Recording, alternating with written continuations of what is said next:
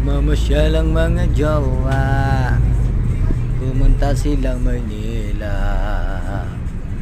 Sa Baclaran na padpad ay gusto pang maglakad. Ang aga naming nagising dyan, galing pa kami ng Quezon. Ayaw mo na sa ano, sa Kamata? Layo-layo man.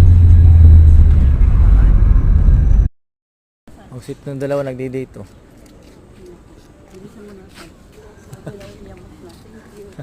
Ayun ang ano, simbahan.